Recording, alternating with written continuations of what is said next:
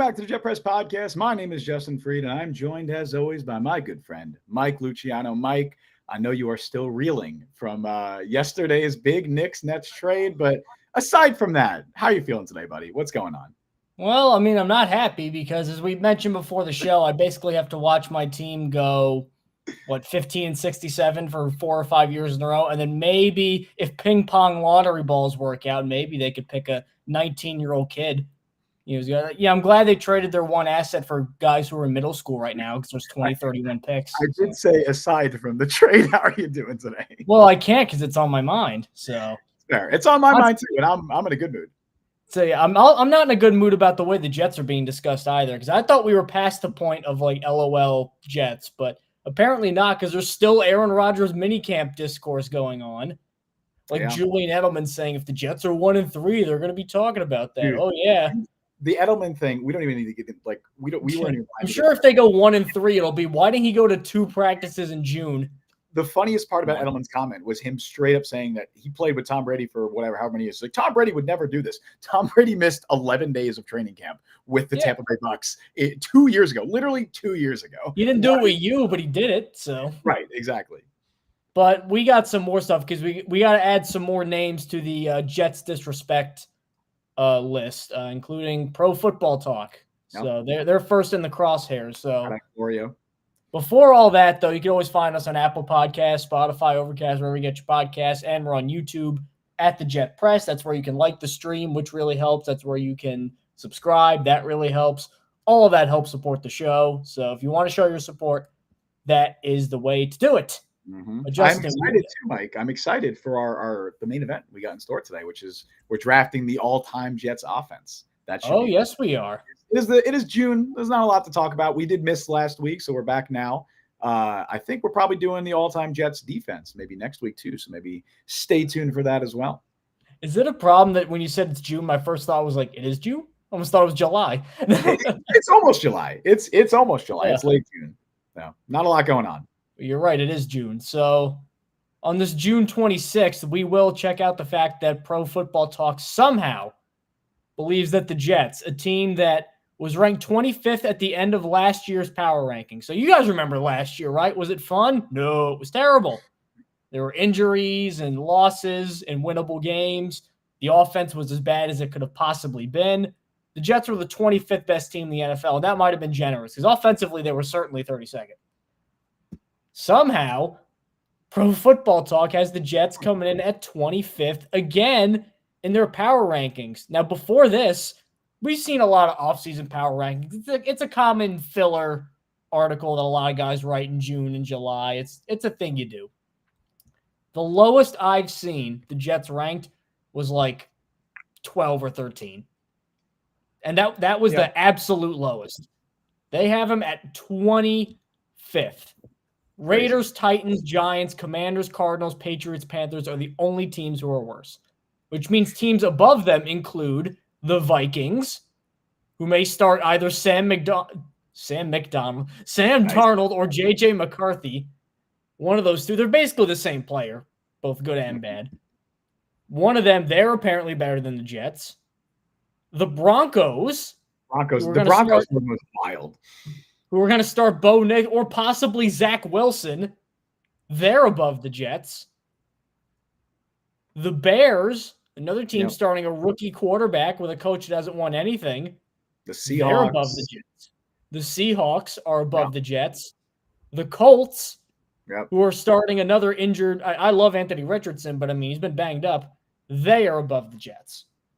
Yeah. This list, not only is it deplorable because of where the Jets are ranked, but the only justification Florio gave in his article, the Jets are counting on way too many injured veterans to stay healthy.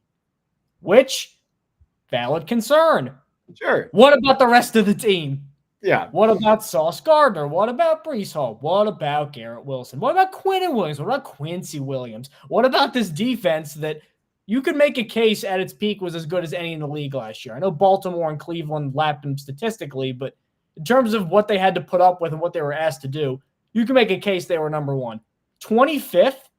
Are you trying to tell me, Mike Florio, sir, that the Jets getting Aaron Rodgers back, compromised as may be from his Achilles injury that he's going to make no impact in your power rankings, that they are not going to move the needle one iota. Do you think the Jets are going to win 5 games next year, Mike Florio? Because that's what it seems like you think, based on ranking him here. 5 games? I've seen articles that have them ranked as the best overall roster, top to bottom, in the league, and I don't think that's very far off. I don't think they are, but I think they're close, just 1 to 53. Is there really like a glaring weakness on this roster? They have holes, but is there one major scary area? I don't think so. And yet, Florio has him at 25th. Make it make sense. Somebody, please. As John here on Facebook said, he said that list is a freaking joke. Yes, it is. And John, you may have, I don't want to presume, but if you wanted to use more colorful language, that would have been appropriate too, because freaking joke does not even begin to describe a list that puts a Bo Nix quarterback team over an Aaron Rodgers quarterback team with a good roster. I've seen most lists have the Broncos like a bottom 3 team. So Florio putting the Broncos. I projected the whole season out. I have them getting the number 2 pick. And that's fair. And that's very valid. Having them at 22. That tough-ass division. Just imagine comparing the Jets and Broncos rosters side by side. Even you would throw in their coaching staffs too if you want. Imagine looking at those 2 teams and saying that the Broncos are a better team right now than the Jets. I mean, we don't have to beat around the bush here, Mike. We know why Florio ranked the Jets 25th. It's not because he genuinely believes the Jets are the 25th best team in the NFL. Does he believe a team that is currently starting Josh Reynolds, Marvin Mims, and Adam Troutman is currently better than what the Jets have? Florio ranked the Jets here for 2 reasons. One, he's always been very anti-Jets. I hate using the whole like anti-Jets media bias. It's not true for everyone. It has been true for Mike Florio. He has consistently done that. But more importantly, Mike Florio despises Aaron Rodgers. He's made this very, very clear, right? And you can have any opinion you want on Aaron Rodgers. We both have our opinions on him, not only just as, not as a player necessarily, but for some of his antics, some of his comments, some of his actions, whatever. You can have those opinions. But if you let those opinions distract you from the fact that this man is not only one of the greatest quarterbacks of all time, but by all accounts, I don't think it's a hot take to say that even in a worst case scenario, he should be a significant upgrade over the quarterback play that the Jets were forced to deal with last year. Like if you can't acknowledge that, what are you doing in sports media? Genuinely speaking, what are you doing in sports media? It's asinine. It's completely insane. Having the Jets there at 25 just doesn't make any sense. I don't think you can make a valid argument that they, on paper, don't have a top 10 roster in the NFL, top 10 to 12, even if you're being really, reluctant to put them higher just because of the injury concerns. I get it. It's fair. Like there are genuine concerns about the Jets. We're not saying that they are destined for a Super Bowl. Their floor is lower than a lot of Jets fans probably would like to admit because of the injury concerns of Aaron Rodgers. Not only the injury concerns, but we don't know what Aaron Rodgers is going to look like. I don't think Aaron Rodgers is going to be a top 3 quarterback in the NFL this year. And I think expecting that is probably expecting too much. You have the injury, the floor is low at the offensive line because of the injury concerns. That's all fair. And the offensive coaching staff stinks. That's fair. All of that is valid. But he didn't list any of that. He just said veteran injuries. That's all he said. Sure. But that's basically he means Rodgers and Tyron Smith. That's what he means. Correct. And even acknowledging all of that, there's no justification for putting them at 25. It doesn't make any sense. Now, maybe, possibly in some world, because power rankings are weird. Power rankings aren't necessarily always a ranking of here are the best teams, right? That's not really what it is. There's like momentum involved. So maybe Florio is looking at it and saying, the Jets are a disgrace. They're a laughingstock. They're a mess. Aaron Rodgers missed minicamp. Hassan Reddick is MIA. He's in Japan. We know. I know he's not. I'm using his logic. I'm not. Hassan Reddick is not MIA. Hassan Reddick is not. There's not going to be an issue with that. We've talked about that. Hassan Reddick will be there for week 1. That shouldn't be a cause for concern. Nor should Aaron Rodgers missing 2 days of minicamp be a cause for concern either. But I'm talking from Florio's perspective. Maybe he's looking at all that and he's saying, the Jets are trending down. That's why they're ranked that low. Possibly. Maybe that's what he's saying. Or maybe he genuinely is saying that the Jets are the 25th best team in the NFL on paper. I don't know. Either way, it's completely asinine. It doesn't make any sense. It's dumb. It's just flat out dumb.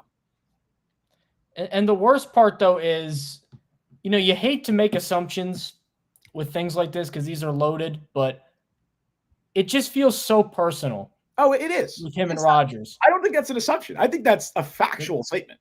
And we're not fans of I mean, look, some of the things he said, not politically, but culturally, about what he believes. The fact he had to deny that whole Sandy Hook thing is frightening.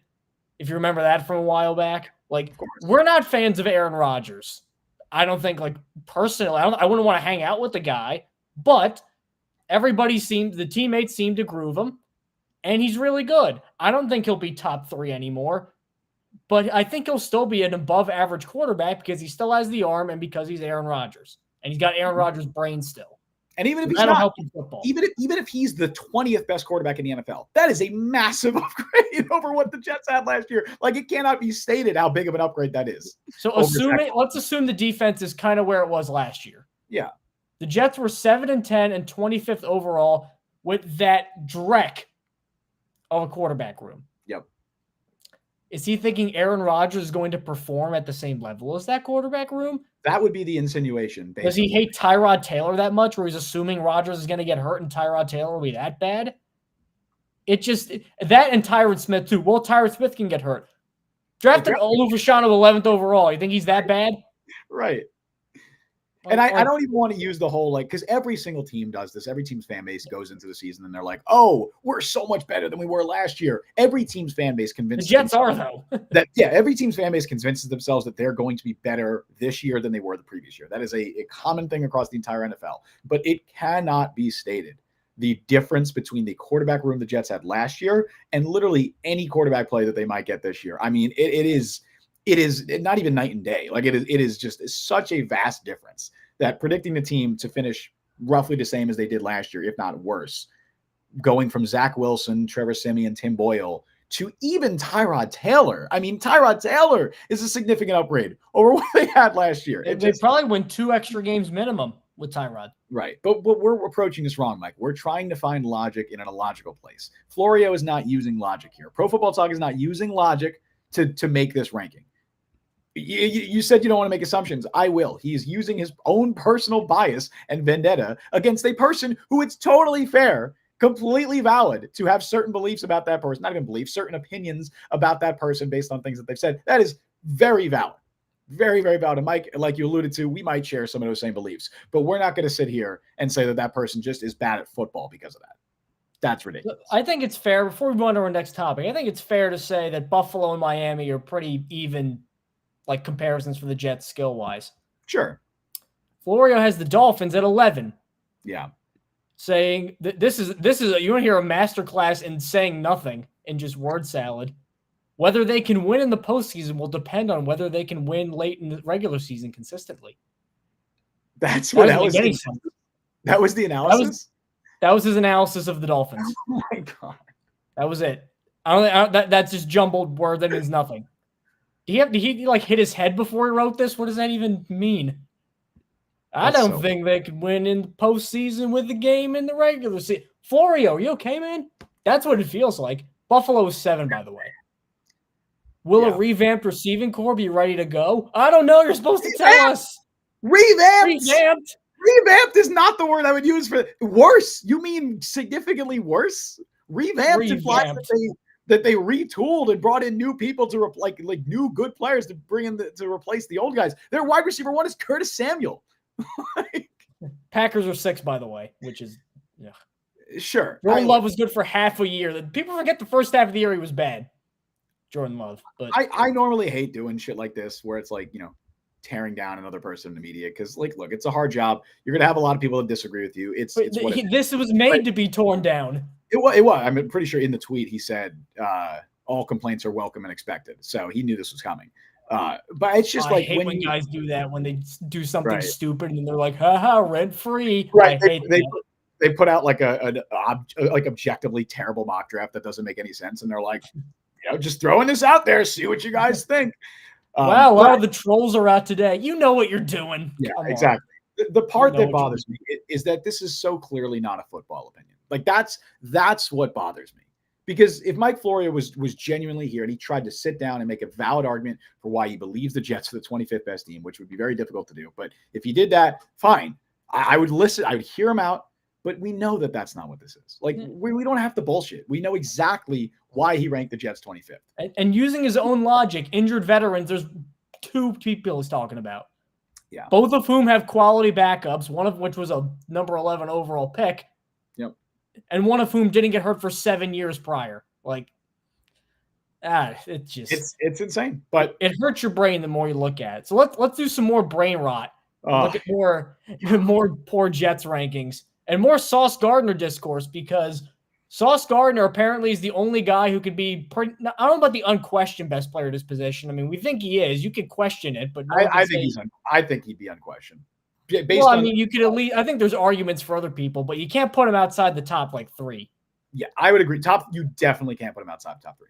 Top 3. He's like the only guy in the league where it's like not cool to put him there and it's cool to hate on. Like, no one hates on Justin Jefferson like this. Nope. Do people hate on, I don't know, McCaffrey or Derrick Henry like this? Nope. I don't think so. Nope. But Sauce gets it. I don't know why, but he does. Joey Porter Jr. Apparently some of the hits to the head his dad must have taken during his Steelers career must have transferred over to his son, because Joey Porter Jr., in a Bleacher Report, or at least to Jordan Schultz, a Bleacher Report, was asked to rank the top 5 cornerbacks. Obviously, he puts himself in there at number 5, because he's a humble guy. Sure. 5. Then he goes, Pat Surtain. Fine. Okay, Pat Surtain's 4. Then Jalen Johnson, 3. Okay. I mean, he was good last year, Jalen Johnson's fantastic. He absolutely belongs in any top 3 list. He was incredible last year. Trent McDuffie, number 2, which is confusing because he was even the best cornerback on his own team last year and is not the best cornerback in his draft class. I don't even think he's the second best cornerback in his draft class, because I think Derek Stingley's better. And McDuffie's good, but let's be real here. McDuffie's good. He's not a top 5 corner, but he is good. Yes. And then the number 1 player, Sauce Gardner, right? Nope, Algerius Sneed. Which... Who's such a good cornerback, a Super Bowl winner, said, nah, we're not going to bring you back. That's how good Algerius Sneed is. I have a quick stat for you. Algerius Sneed last year was penalized 18 times. That is 6 more than any cornerback in the NFL. Do you know who was second, Mike? Good team or bad team? Moderate team, middle of the pack. It's somebody that is very relevant to this discussion. Joey Porter. It was Joey Porter Jr. Oh, okay. So he didn't care about that. So clearly, Joey Porter Sauce Gardner's the holder, though. Isn't that what everybody keeps telling me? Sauce had 5 penalties last year. 5. According to NFL Twitter, he had 65. If you were to only listen to them. Algerius Sneed was apparently Joey Porter Jr.'s number 1 corner in the NFL. Which again, these guys are not bad. They're not bad cornerbacks. Like he's a good corner. I think he's a good player. Honestly, I think Trent McDuffie might be better than Algerius Sneed. I don't think the Chiefs could have kept Sneed if they wanted to. Yeah, I think McDuffie is better than Algerius Sneed. Sneed had 18 penalties last year, was targeted 102 times, which is a crazy high amount. How many players? What's Sauce get targeted, like 30? Fucking nothing.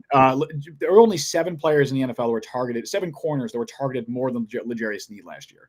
Asante Samuel would call that ball production, though. Right. Meanwhile, Sauce Gardner, remember that whole thing from last year. Sauce Gardner was targeted 51 times. So half the amount. He allowed 29 catches. That's it. And he's on the field all the time. Yep. His offense sucked. Based on last season alone, the top 2 corners in the NFL are Sauce Gardner and Jalen Johnson. Patrick Surtain is also a phenomenal player. He had a down year last year, but he was exceptional before that. So you want to still throw him in that same tier? I have no issue with that. And everything around him was just terrible. So correct. That hurts everybody. And also, it was just a really bad start to the year too. He kind of fixed it up later on. Yeah. Cornerback is just such a volatile position that stuff like that's going to happen. I still think Patrick Surtain is obviously one of the best corners in the NFL. I think those 3 are your clear top tier. I think it's a pretty, I don't want to say decent gap to everyone else, but then there's guys like Charvarius Ward I'd probably throw up there. I mean, I would throw Deron Bland in that conversation because he does get, not only does he get a lot of the turnovers, but he does back it up. He is genuinely a good cover corner. Marlon Humphrey when he's healthy. It's been a while, man. I don't think I'd put Marlon Humphrey in that tier anymore. It's been a while. I know that you're a Ravens guy. You want to throw him in there. I don't think I'd throw him in that team. At one point he was. But corner, and that's the thing. Like, this is my whole thing about Sauce Gardner, and it's what makes it so freaking impressive that he's doing this, is that the cornerback position is one of the most volatile positions in the NFL. So I also throw linebacker in that same conversation, where it's so rare to find a guy who is the best player at that position for multiple years in a row. Unless you're a Fred Warner, unless you're a Sauce Gardner, it is so rare, because you see guys come and go in those positions. Like, they'll have great years and then they fall off. It happens look at like a JC Jackson. Like, it happens all the time. And that's just scheme. He just went to the wrong scheme. He was a man-to-man guy who went to his own team, and that ruined his career. Yeah. And so for somebody like Sauce Gardner to not only be statistically the best cornerback in the NFL for 2 years in a row, because statistically he has been, any metric you want to throw out there, he has been the best cornerback in the NFL over the last 2 years. But for him to do that, not only 2 years in a row, but the first 2 years he's been in the NFL, we have literally never seen a cornerback have they start to their career that Sauce Gardner has. It's not Darrelle Revis, not Champ Bailey. And I'm not saying he's that good yet, obviously, but if he continues on this path, this is like all-time stuff. Based on the first 2 years of his career, he is on GOAT trajectory. He is on pace to be the greatest cornerback in NFL history. Will he do that? I don't know. Who knows? He's been in the NFL for 2 years. It's crazy to say he will do that. But if he continues being the best corner in the league for the rest of his career, yeah, he will be the best cornerback in NFL history. So this is obviously insane. It's asinine. What gave me some hope, though, is I feel like part of it, too, is everybody is just, stupid and they don't think for themselves, number one.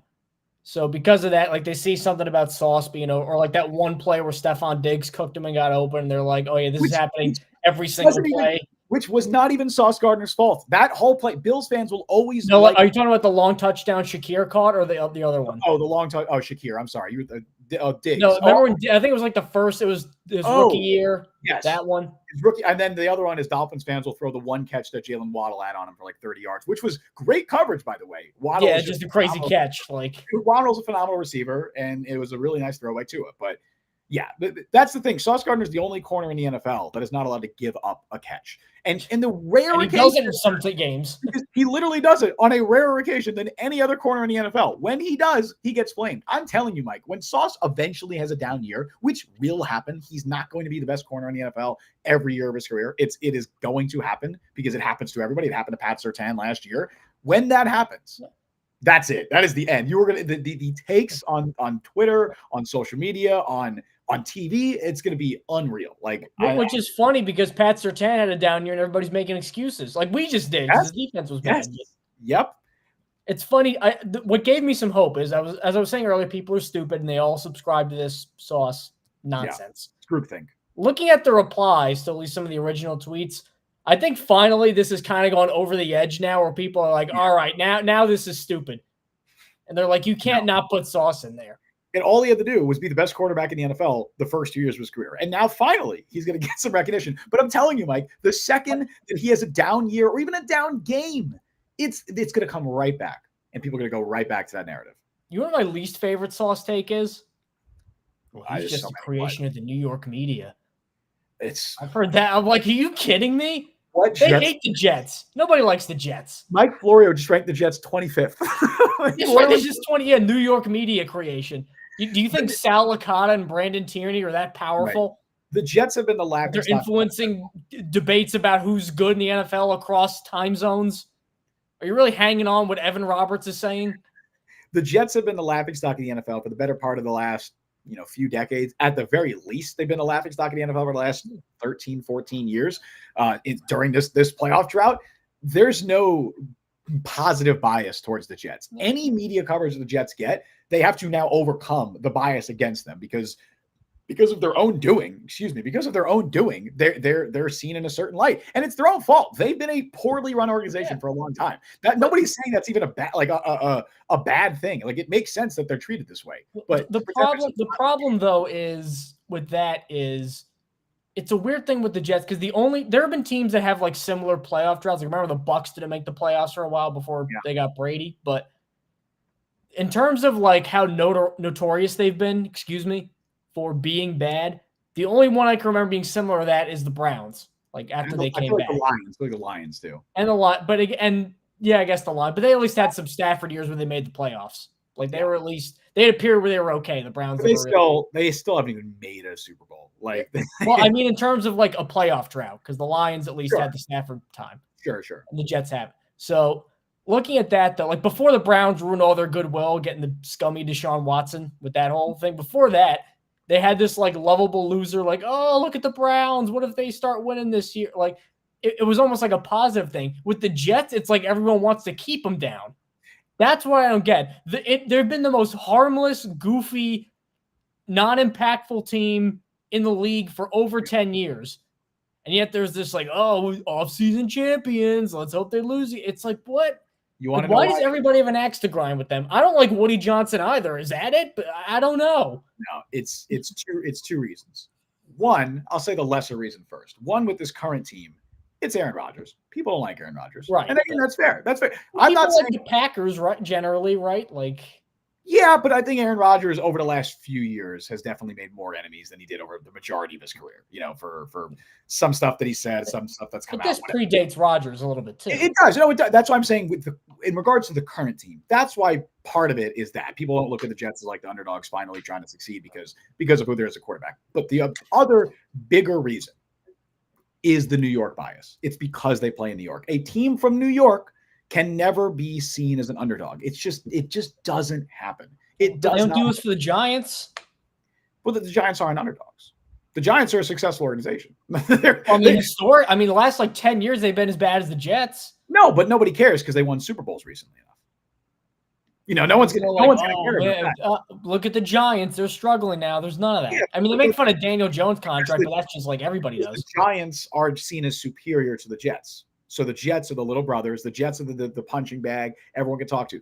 We'll talk basketball. It's a similar thing with the Knicks. I mean, I don't know if you want to say the Knicks. I guess are the older brother. They both suck. The Knicks and the Nets have not been well-run organization for a long time. I feel like it's hopefully changed now with the Knicks, but the Knicks, despite the fact that they have been just incompetent and terrible and in a lot of ways just, I would say, lovable losers for some of that time, they're never going to be seen that way because they're the New York Knicks, because they play in New York. It's the same thing with the Jets. The Jets will never be seen as the lovable losers. Let's hope that they can win it for their city because they play in New York. It's different with the Browns. It's different with the Lions because nobody, like, there's no axe to grind against Detroit or Cleveland. Even the Cubs. I mean, the Cubs at least had that lovable loser thing. Like they did. I do think when you go 100 years or whatever without a championship, I think if the Jets are on that, they're pretty soon. If the Jets playoff route extended to 25 years, I think they'd start to get some of that attention to be like, all right, maybe throw them a bone. Like maybe they deserve something. Maybe. I'm not even confident, but I think once it gets to history like that, all right, maybe. But yeah, I think it's the New York thing. I really think it's the New York thing. I don't think anyone's going to look at the Jets that way because they play in New York. And now, of course, they have Aaron Rodgers. So now no one, they're not going to be seen as the lovable underdogs because their quarterback is definitely not a lovable underdog. So, but this is a ridiculous list. Last comment before we go on to our final segment. Sure. Former players have forgotten more football than we'll know. Sure. This just shows that doesn't always mean that they know. Correct. Ball all the time. Especially current players. That is sometimes they're way off. Right. Remember Gilbert Arenas have a take on the NBA for crying out loud? Ever Gilbert Arenas talk about anything? Rasheed Wallace just said Kevin Durant should retire today. I mean, NBA media is so cooked. NBA media is like having NFL's getting there with that whole Asante Samuel thing. It is.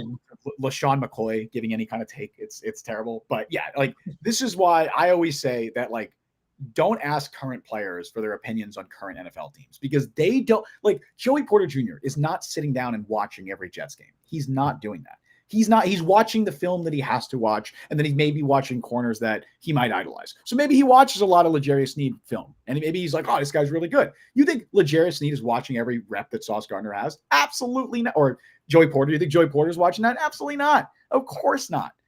So of course he's not going to know. He's not going to have a valid opinion on this stuff because he does not know this stuff. Joey Porter Jr. knows more about football than we'll ever know, but that does not mean that he is qualified to tell you who the best cornerback in the NFL is. And this list is very clearly evidence of that. Just don't encourage this behavior because who knows what other kind of player rankings we're going to get if this keeps up. So let's get into non-hater mode, Mike. let's get into positive mode. Well, we can hate on some selections. We're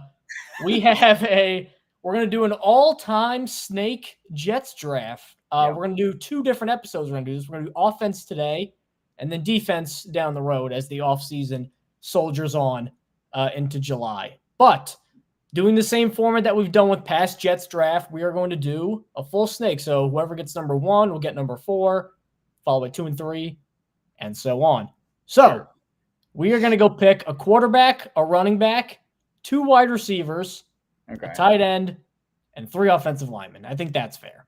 I agree. How do we want to decide who picks first here? You pick first. Ooh, you're just going to give because I have a thing set up and your name is before mine, so that's where you're going first. Okay. Well, all right. I feel like I have to make this pick because there's one position here where there's one great player and then a bunch of uncertainty or, I would say a big step down. Now you could be like, 2015 Ryan Fitzpatrick. You could say Vinny Testaverde. You could say whatever we might get from Aaron Rodgers. But I feel like I would be dumb, Mike, if I didn't take with the first overall pick in our all-time Jets drafts, I will be selecting Neil O'Donnell. Neil O'Donnell, Christian Hackenberg, quarterback, Penn State. Now, give me Joe Namath, Joe Willie, Broadway Joe, quarterback, Alabama. Give me the only starting quarterback who has won a championship with the Jets. That is, I feel like the obvious pick here. And the first player in NFL history to have 4,000 yards, which he did in 14 games. The only Jets quarterback to ever accomplish that feat. At a time when you could rip people's heads off before they even caught the ball. 4,000 yards. Feel like Namath had to be the obvious pick here. You can go wherever you want at quarterback. This felt like an easy pick. So should I pick my quarterback or should I just pick my best overall player is what I'm going to wonder. I think there's an obvious strategy, but I don't want to help you out here. I'm going to go pick my quarterback. How about that? Ooh, okay. You know you what? Nah, I'm going to pick my running back. I thought the obvious strategy was not to pick a quarterback because obviously I'm not going to take another quarterback now. So, but I need a playmaker for this team. Okay, somebody who's going to get in the damn end zone. So I'm going to pick a guy who has been ultra consistent, a guy who is perpetually underrated throughout NFL history. And I'm going to take a guy who defected from a rival, Curtis Martin, as my running back. Love me some Curtis Martin. Of course, obviously 3 years in New England. He then joins when Bill Parcells comes to the Jets and ultra consistent. 1,000 yards in 10 straight years, led the league in rushing in 2004. Do you know what an average 16-game season was for Curtis Martin? 1,821 yards from scrimmage. Christ, my God. 411 touches. So good. So for 6-7 years, he was the Jets offense. He was all they had. They had a young Chad Pennington and then him. And that was it. So it's got to be Curtis Martin. Not Dalvin Cook? No, not Dalvin Cook. No, it's actually Israel Abanikanda. Wow, that's a sleeper pick. He could still be good. We don't know. Yeah. I still love my boy Chris Ivory. All right. Of course. You get another pick. I got another pick to make. By the way, let us know in the comments, anybody listening, whether it's live or later, let us know who got the best team. We will, I think, be drafting all-time defenses next week. So then we could also kind of combine our teams and put it all together and see who has the best team. We will. Now I'm looking and I'm weighing 2 different things. I could either get a star wide receiver, or I could go on the offensive line and really beef it up a little bit. There's a few really good wide receivers. And a few good offensive linemen, more than you think. Because the Jets in the 80s actually have pretty good offensive lines. Yeah. Now, there's a lot of them. I'm going back and forth, but if I had to pick one offensive lineman, I'm going to have to go with somebody who was already in Canton, and I'm going to go with Winston Hill. That's a good point. 8-time Pro Bowler, Joe Namath's blindside guy. Took forever for him to get into Canton. Finally got in. I actually saw his number get retired, actually, at a game I was at. He went to the Ring of Honor at a game I was at. And so shout out Winston Hill, another guy who, because if you just watched, those old NFL films, you'd think it was Joe Namath was the only guy on the field for the Jets, but nope, it was Winston Hill. They were a running team still, even with Joe Namath, with Boozer and Snell. And Winston Hill was opening up those lanes. Mm-hmm. Winston Hill is on my all-time team. So we're going tackle, guard, center. We're going one of each, right? One of each. All right. So I don't got to worry about tackle now. I think it's probably obvious who I'm going to take a tackle, but I don't have to worry about that now. Now I am faced with the question. Well, I got 2 picks here. So I'm going to definitely take a wide receiver. And you know what? They say, this is a fantasy term, right? You want the stack, right? You want 2 guys who are going to produce together, who have that chemistry, because if one does well, the other's going to do well. I'm gonna take a similar approach to my roster building. I already got Joe Namath. Let me go and get Joe Namath, his number 1 wide receiver. Let me take Don Maynard, the best wide receiver in Jets history. That is going to be my second pick.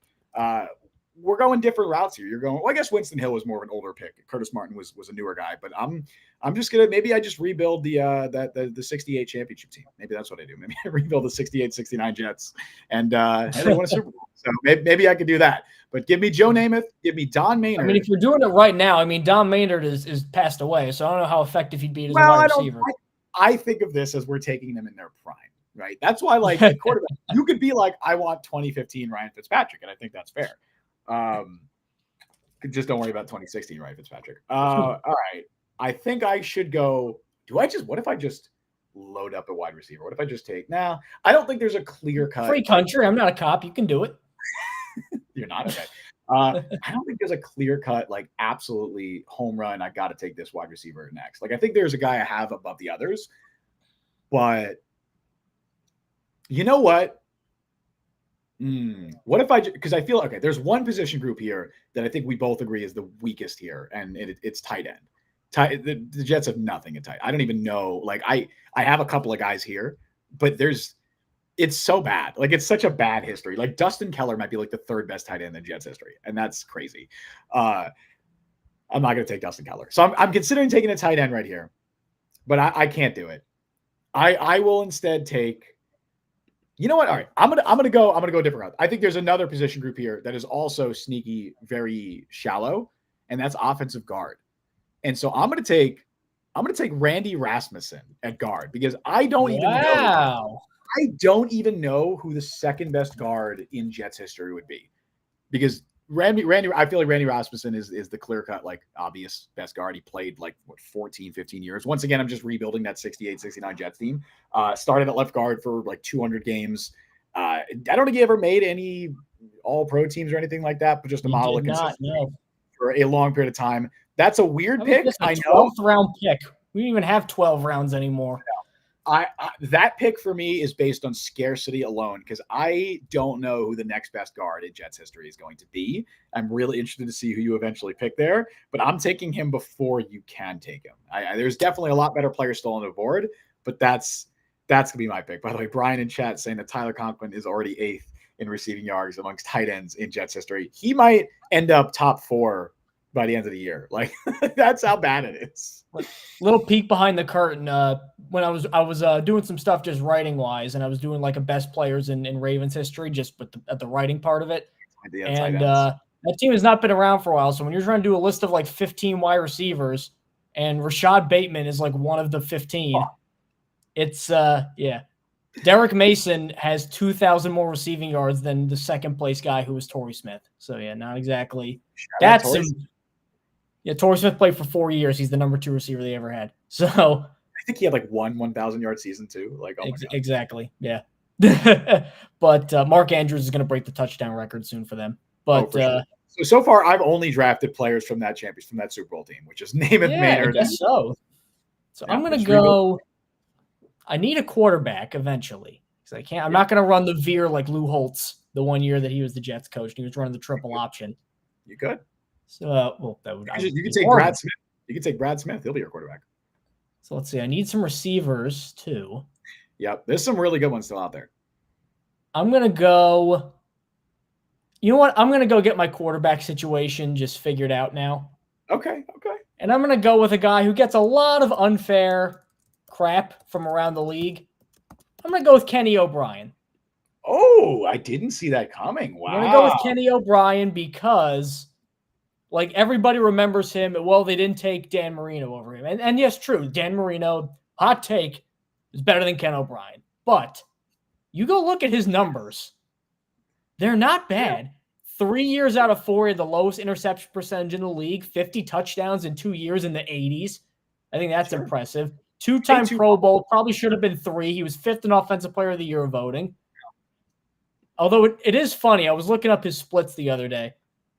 Don't ask why. I got nothing going on. Ken O'Brien was famous for getting into these shootouts with Marino in Miami. That was like Dolphins fans would always say he'd go like 13 of 30, and then he'd play the Dolphins and go 28 of 32 or something crazy.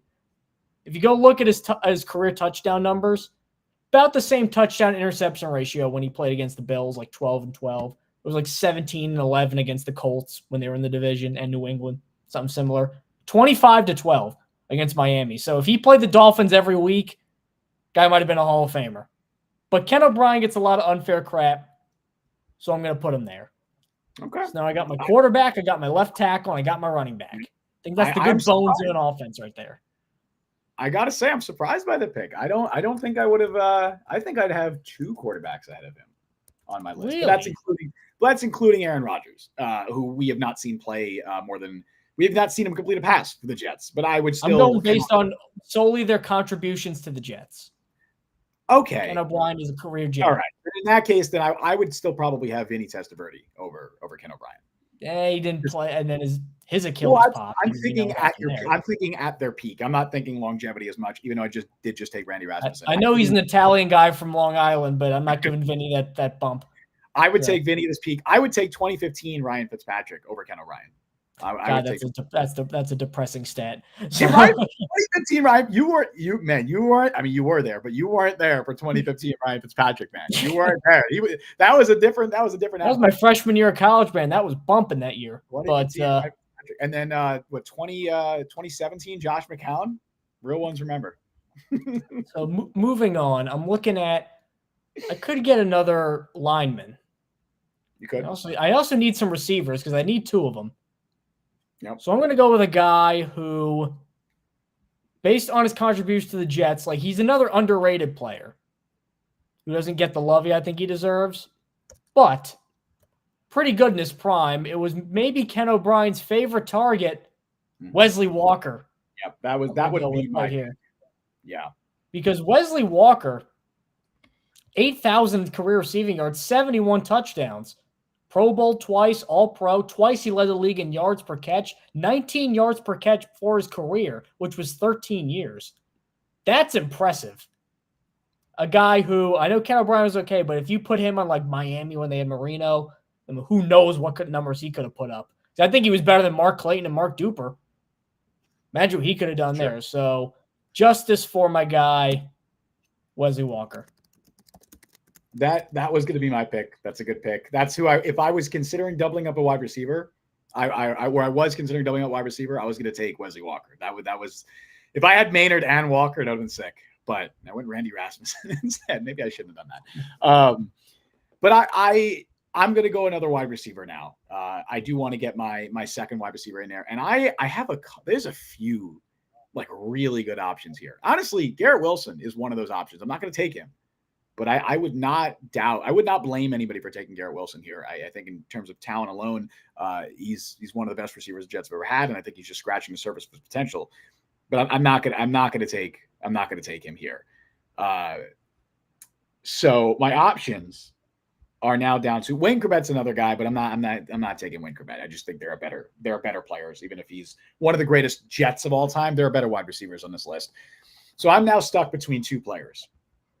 And that is, you can take them both. You got back to back. So I only got 2 wide receivers. So I would have to be playing one. Mike, I have an idea. No, you're not. We're sticking to the parameters. Hold on. What if I drafted 2015 Brandon Marshall to be my tight end? Nah, is that allowed? Next.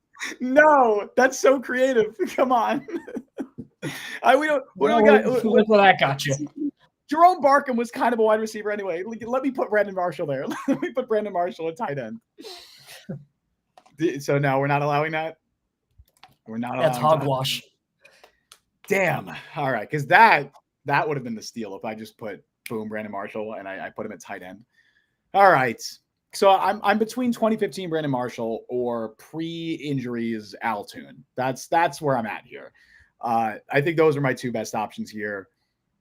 And maybe this will be a controversial take for some older Jets fans, but I'm going to take 2015 Brandon Marshall. I think at his peak, what Brandon Marshall did in his 1 year with the Jets was better than any 1 year Al Toon had with the Jets. Even though Al Toon was, I believe, all pro, he was a phenomenal, fantastic player before the head injuries and everything piled up.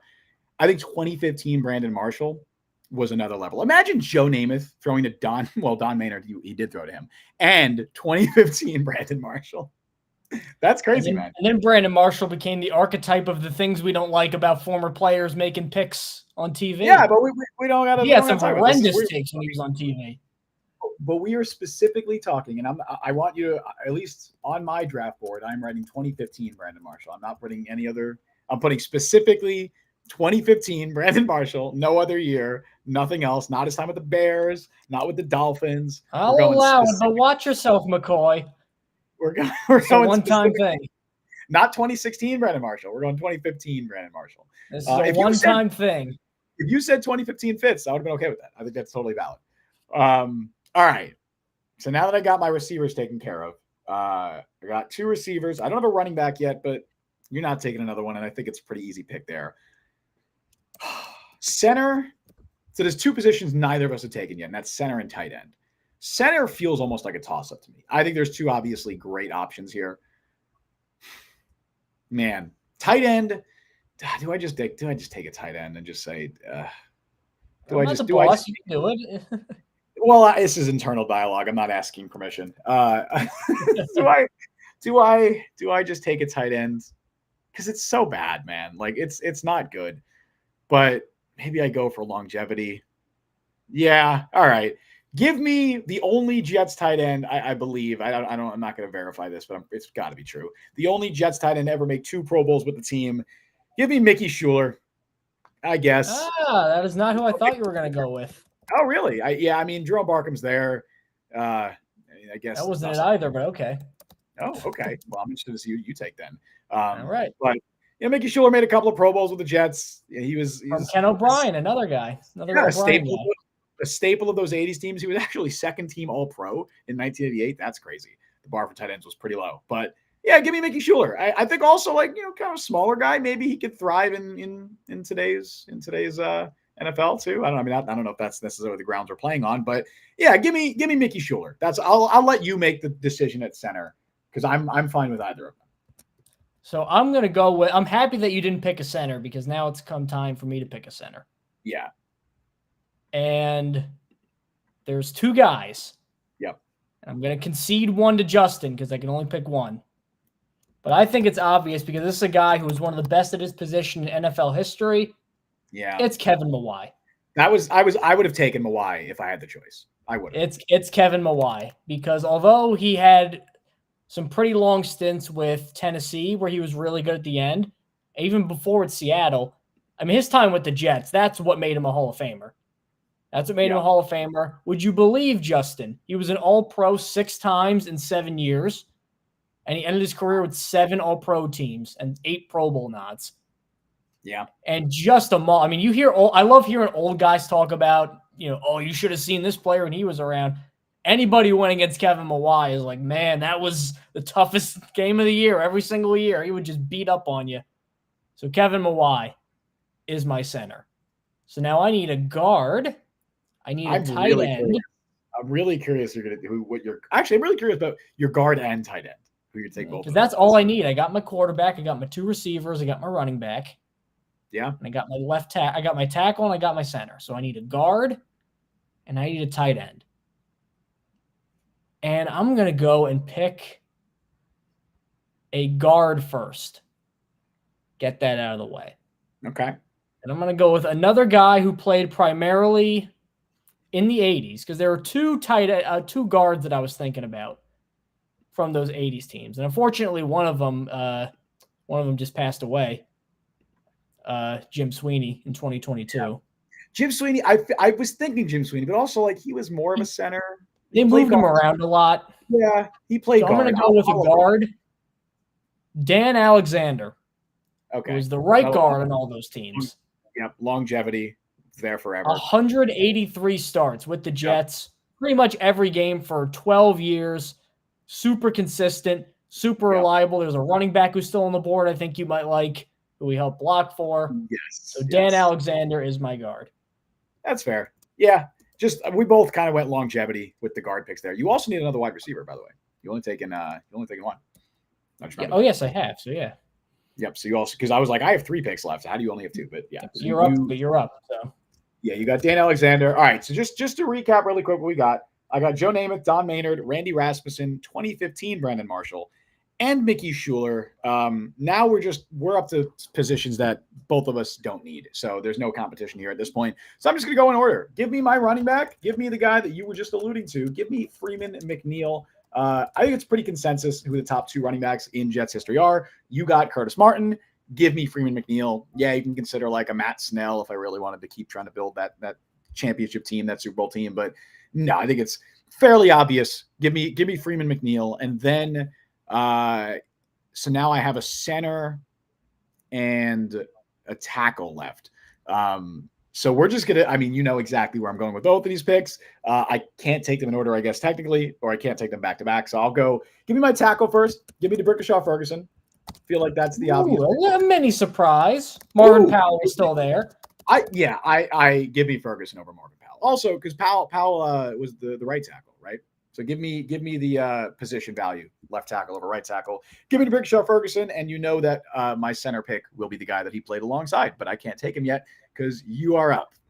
And I got just the 2 picks left. I got my tight end and my other receiver. Yep.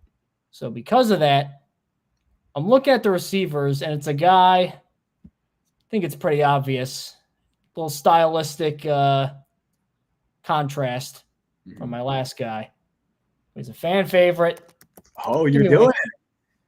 Wow, you're not taking Al Toon going undrafted. Wayne Corbett, I just feel, because Toon had the injuries. Toon in his prime was better. That's what Corbett, I think, was more consistent for a longer period of time. Super reliable, great hands. Sure. Now, my tight end, I'm going to get a guy. Admittedly, he was a little bit of a hybrid, but the Jets did that back in the day. Hybrid receiver, tight end. Tight end wasn't really what it was now. Hey, this is like pre-Kellen Winslow. If I wasn't allowed to put Brandon Marshall at tight end, I don't know if I should allow this. I'm just going to take my guy, Rich Castor. Oh, okay. That's fair. Because Rich Castor, unfortunately, he also passed away just this year, 2024, at 75. 3 Pro Bowls. Shit, and as a tight end, this was pre-Kellen Winslow when the tight end was not what it was. 800 yards, 700 yards, 800 yards. Deep threat. He had 20 yards a catch multiple times. 3 Pro Bowls. Really a man ahead of his time. Yeah. I'm not going to lie. I forgot of Rich Castor's existence until you just said him, and I do believe that he was better than Mickey Schuler. So, whoops. I completely forgot he existed. Damn. All right. He made 3 Pro Bowls. The guy just died, and that's how you pay respect to his legacy. I'm sorry. He's a legend. I just forgot. I was like, man, Jets tight ends are so bad. And I'm like, Mickey Schuler or Jerome Barker. I don't know. Dustin Keller. Yeah, I guess Rich Castor. So I guess maybe Keller's the 4th best tight end in Jets history. I don't know. All right. Well, with Mr. Irrelevant with the last pick, pretty fairly obvious. I will be taking Nick Mangold. Yeah, you got a guy like Jim Sweeney. Joe Fields was there for a while too, but Nick Mangold is the clear cut. I think top 2 center in Jets history. He would be maybe the best center on a lot of NFL teams. The Jets just have had a really good history of centers. So yeah, give me Mangold and Ferguson. I also have that offensive line continuity between those two. So that's nice if we're paying any attention to that. They played alongside each other for a long time. So they were the same year, right? Draft. Was that? Yeah, they were the same draft. They were the same draft. Absolutely. Ferguson out of Virginia, Nick Mangold out of Ohio State, both that same draft. And Nick Mangold has the advantage of also being a barbecue sauce. So we got the halftime lunch covered as well with Nick Mangold's barbecue sauce. I will say this: this is not even an official ad. This is just free publicity. Nick Mangold. I have tried the spicy version of his barbecue sauce, and it was superb. So really, I've never had it. If you want to, I was at a buddy's and they had it. So if you want to send us some of your 74 barbecue, Nick Mangold, we would very happily take some. So I would love that. I have tried the sauce at Buffalo Wild Wings, and that is very good. So I'll throw that out that was actually just okay to me. Wow. Hey, It just felt like a regular barbecue sauce. We're trying to get sponsorships. Come on. We're trying to get like Buffalo Wild Wings is gonna come down here. Like Nick Mangold is gonna. What? At least that's a small business. I'm supporting a small business. Not. I have interviewed Nick Mangold, so I have spoken to him. So maybe he'll remember that. He probably won't. All right. So we'll recap really quick. My offensive team that I got. Let me see if I can go with position here. So I got Joe Namath at quarterback, Freeman McNeil at running back. My wide receivers are Don Maynard, 2015 Brandon Marshall. My tight end is Mickey Schuler, and my offensive line is DeBrickashaw Ferguson, Randy Rasmussen, and Nick Mangold. And my quarterback is Ken O'Brien. My running back is Curtis Martin. My 2 wide receivers are Wesley Walker and Wayne Corbett, the 2 W's I just realized. Yep. I got Rich Castor at tight end, and then I have Winston Hill, Kevin Mawai, and Dan Alexander on the offensive line. Pretty good. Honestly, pretty good. I think I got pretty you. Even. I'm not going to lie. That's pretty even. It is pretty even. I think I got you beat. My passing game's going to be better, for sure. Freeman McNeil lasting that long was surprising. Well, you took a running back, so I knew you weren't going to take another running back. Like, obviously, I needed to get my quarterback situation, too. And again, I really do think Ken O'Brien kind of gets the short end of the stick because of him being in that 83 class. Like, I think, was Boomer in 84? Because that year there were no first-round quarterbacks who went. Yeah. And I feel like if he was in by himself, he would have looked a little better than supposed to be compared to Elway and Jim Kelly all the time. I think if you look at like totality of their careers, he's probably the second best quarterback in Jets history. I was thinking more peak, which is why I'd be like Vinny or 2015 Fitz or maybe Aaron Rodgers, whatever we get of him. He was the one okay quarterback from that class because 2 of them were terrible, Tony Easton and Blackledge. Everybody else was really good, like Hall of Famer. And then he was the one – I don't want to say mid because that's an insult now, but he was a good, solid quarterback for a long time. Mid is fine. Mid is not about. I hate that mid has become an insult. Mid is a perfectly fine thing. It is totally okay to be mid. Kirk Cousins is mid, and Kirk Cousins is a good quarterback. That's okay. Damn what's the younger one? Gen Alpha. Damn you, Gen Alpha. Gen Alpha. That's it. Turning mid into that. So now that our teams have been, thank you so much for tuning in to the all-time Jets draft and this most recent episode of the Jet Press podcast. As always, you can find us on Apple, Google, Spotify, Overcast, wherever you get your podcasts.